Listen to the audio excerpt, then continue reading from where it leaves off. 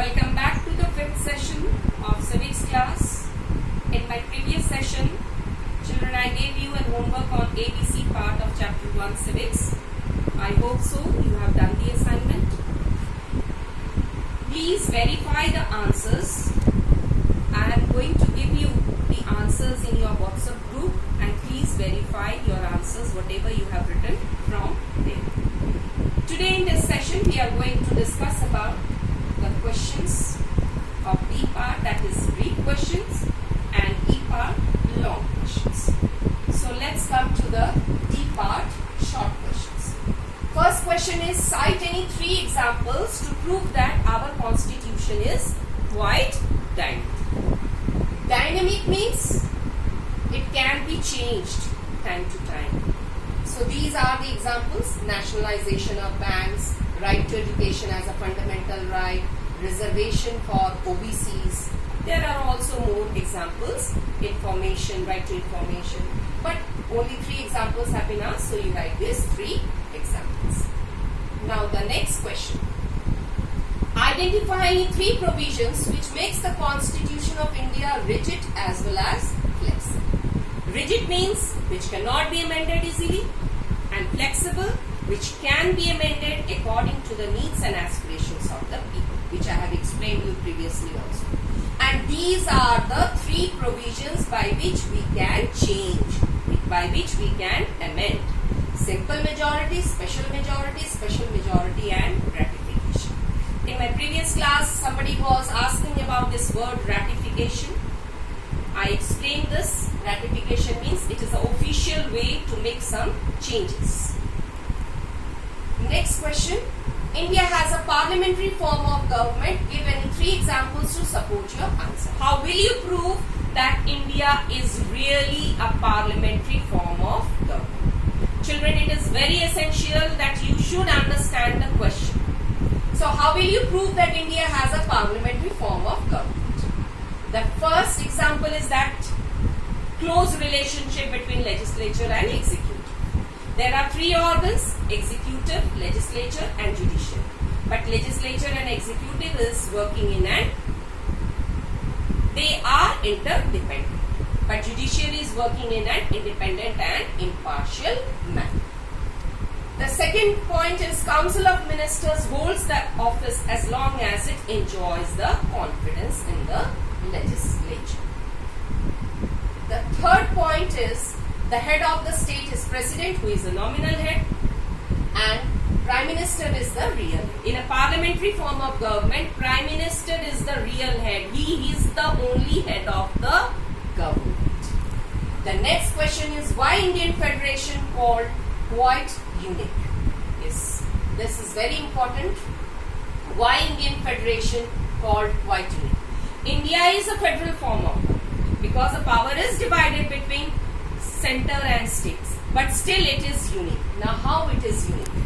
Because it is a combination of good points of several countries. I have discussed in my previous class also that we have borrowed different features from different constitutions, whether it is from Britain or from America, from Canada or from Ireland or from USSR. So it is federal in form but unitary in nature. So it is unique because division of power is between center and states. So this proves that it is having a federal form of government. But it is why it is unique, because strong central government, which proves that it is unitary in nature. In most of the cases, you will see that central government is more powerful. In coming chapter, we will read about the lists: union list, state list, concurrent list, and residual subjects, where you will come to know that in spite of having division of power between center and states, in most of the cases, center is more powerful. The third is independent judiciary, which interprets the constitution. If anything goes against the provision of the constitution, judiciary is the third organ which is going to interpret it, change it, take some steps against it. Next question. Explain the procedures of amending the Indian Constitution. There are 3 procedures: simple majority, special majority and ratification. Simple majority means the bill should be approved by a majority of the members present and voting in both the houses of parliament. In special majority we have two cases. One is absolute majority of total membership and the second is 2/3 majority of the members present and voting. The third procedure is special majority and ratification. After the bill is passed by special majority in both the houses of the parliament, it may be approved by the legislature of at least half of the total number of Indian states. Means in India we have 28, so half, 14. It must be ratified, approved by the legislature of half of the Indian states. The next part is long questions. First question is describe the composition and contribution of the Constituent Assembly of India. First part you will write the composition and in the second part you will write about the contribution. So first it is composition. It is the result of serious deliberation by a representative body. Which was a representative body? Constituent Assembly, which was an indirectly elected body. The assembly included these personalities: Dr. Bhimrao Ambedkar, Rajendra Prasad, Jawaharlal Nehru,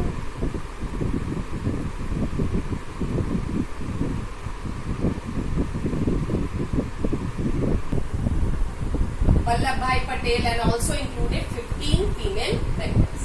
Now these are the contribution of those framers of the Constituent Assembly. Features of democracy was achieved because the main target was the democracy, where the rights of the people will be protected, where the people will be having the ultimate right. Second, guarantees justice, equality and freedom to all people. These things were not availed by our Indians before independence. That's why this was being more given focus, or you can say more stress was given to justice, equality and freedom.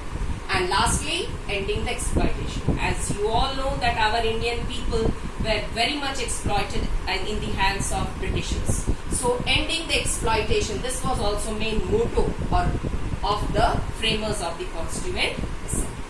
The next question is describe any 5 silent features of Indian Constitution. Previously also I have explained you number of features: unique, lengthiest, written, rigid, flexible, unitary and federal, parliamentary form of government. So here we are going to write the 5 features. The first is lengthiest. It is divided into 22 parts, 395 articles and 12 schedules. Second is written. It was drafted and enacted by the Constituent Assembly. It was indirectly elected. Third is rigid and flexible. Rigid means which cannot be amended. Flexible, which can be amended because it is progressive in nature.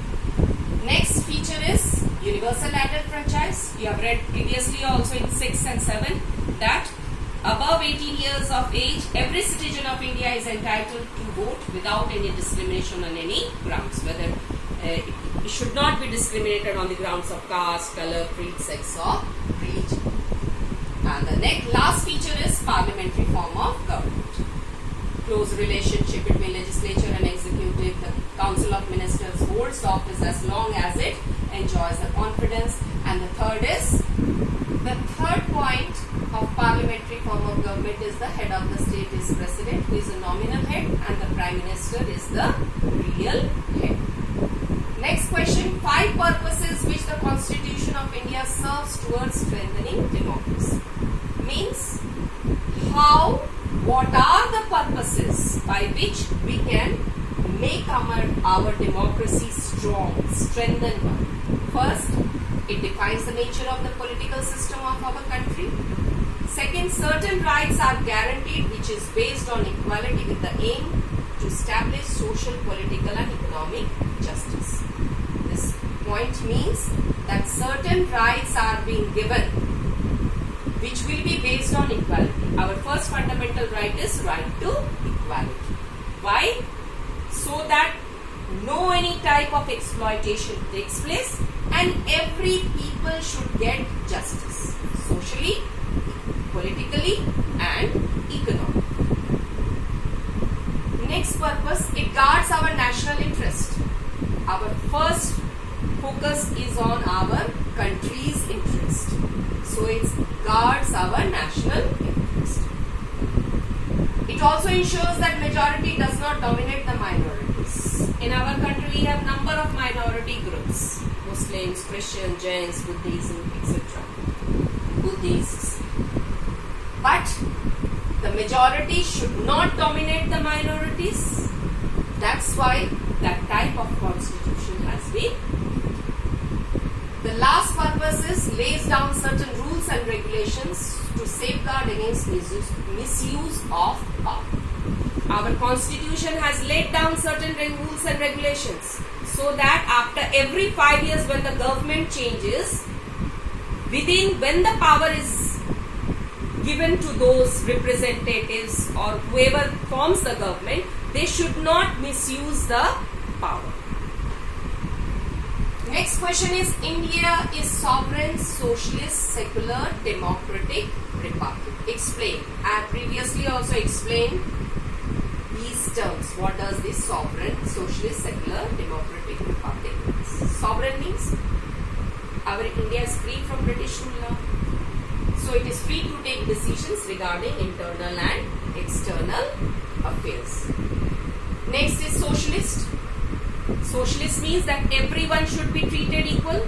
No discrimination should take place because the aim is to end exploitation. Secular. Our country has no religion of its own and everyone is free to follow and propagate any religion it likes. Democratic. Ultimate, the power is in the hands of people. The people are giving vote, electing their representatives, and those representatives forms the government. So they are running the government on behalf of people. So the supreme power is vested in the hands of people. Republic means it is not a hereditary post. The head of the state is elected by the people. The last question, why do some people say that India is federation with unitary features? Explain with the help of 5 constitutional provisions. As I have told you earlier also that India has a federal form of government. There is a power division between center and state. But in most of the cases, or we can say that it is unitary in nature. So how we will prove this? That means we have to find out in the constitutional provisions those features, or you can say those examples which will prove the above statement. The first is powerful central government. In most of the cases, we will see that our government, central government is more powerful. Second is single citizenship. Whether we live in Maharashtra, whether we live in Bihar, we always have a single citizenship. We always say that we are Indians. Whereas in America and Australia, we have dual citizenship. Division of power between center and state, but Parliament has full control over union list, which has more subjects and important ones, as well as residuary powers vest with the center. Power is divided between center and states, but in case of many cases, we will see that union government is more powerful. I have discussed this union list, state list, residuary subjects. In 3rd chapter, we will come across these lists in detail. Next is integrated judicial system with the Supreme Court at the top and the State High Court below it. Integrated judicial system.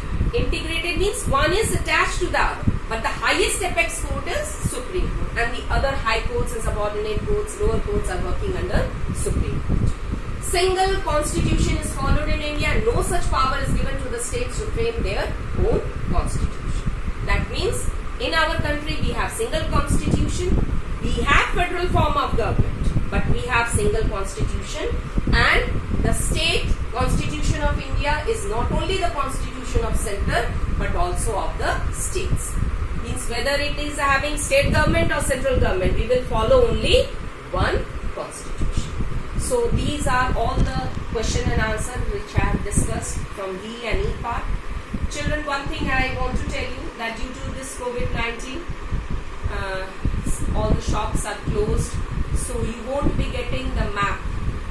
So when the school will reopen, then we will be doing the map in class. So the questions which I have discussed here from D and E part, this is your home assignment, that please do this in your civics copy. I hope so you all have understood. Stay at home, stay healthy, stay safe.